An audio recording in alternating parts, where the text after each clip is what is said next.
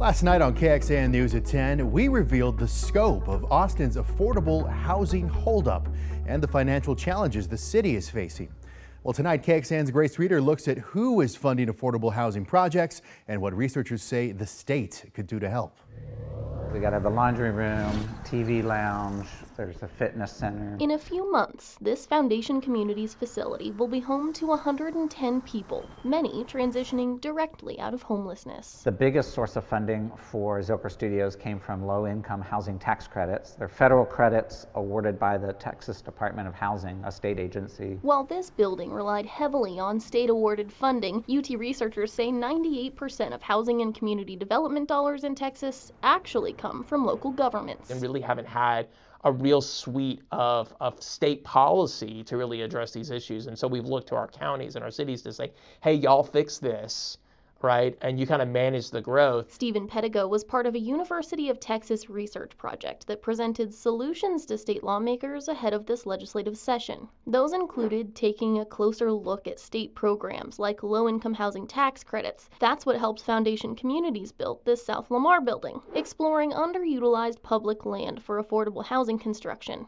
and easing the cost burden of property taxes, including a homestead exemption increase. Now, several bills in progress would do just that. It's really coming to a head. It's sort of this idea we really kind of have to grow up and develop an urban infrastructure that really represents who we are as a state. Federal funding is also an option, like Travis County is using to fill its gaps. We got over $200 million from the Biden administration to help the county recover from COVID and the effects of COVID. We immediately voted to invest about half of that, $110 million, into affordable housing. Judge Andy Brown says Travis County's also incentivizing private developers to help build a projected 1,800 units this year. Do you think Travis County is doing a good job providing affordable housing for people? Yeah, I do. I think in the last couple of years in particular, and I got to give credit to the previous county judge and county commissioners for the last several years have been working very hard with private developers to take advantage of our ability to give them a tax advantage in exchange for building affordable housing.